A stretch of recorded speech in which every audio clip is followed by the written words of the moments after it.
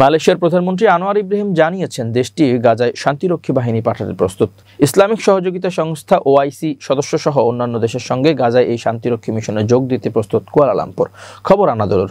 প্রতিবেদনে বলা হয়, কুয়ালালামপুরে অনুষ্ঠিত ৪৭তম আসিয়ান সম্মেলনের সাইড লাইনে রোববার জাতিসংঘের মহাসচিব অ্যান্তোনিও গুতেরেসের সঙ্গে দ্বিপাক্ষিক বৈঠকে আনোয়ার এই মন্তব্য করেন। মালয়েশিয়ার প্রধানমন্ত্রী কার্যালয় থেকে প্রকাশিত এক বিবৃতিতে বলা হয়, মালয়েশিয়া ফিলিস্তিনি সংগ্রামের প্রতি তার দৃঢ় অবস্থান পুনর্ব্যক্ত করেছে এবং জাতিসংঘের ধারাবাহিক অবস্থানের পাশাপাশি আন্তর্জাতিক বিচার আদালতের সিদ্ধান্তকে স্বাগত জানিয়েছে, যা নিশ্চিত করেছে গাজার ইসরায়েলি সরকারের মানবিক সহায়তা অবরোধ আন্তর্জাতিক আইনের স্পষ্ট লঙ্ঘন। বৈঠকে আনোয়ার ও গুতেরেস আসিয়ানের সভাপতি মালয়েশিয়ার ভূমিকা নিয়ে আলোচনা করেন।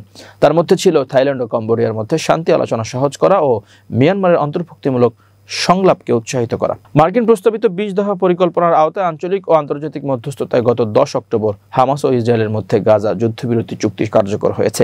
এদিকে যুদ্ধবিরতির তৃতীয় সপ্তাহে গড়ালেও ধ্বংসস্তূপ আর অনিশ্চয়তা নিয়ে বেঁচে আছে গাজাবাসী। গাজার দক্ষিণাঞ্চলের ধ্বংসস্তূপের নিচে এখনও লুকিয়ে আছে প্রায় ৬৬,০০০ টন বিস্ফোরণহীন গোলাবারুদ।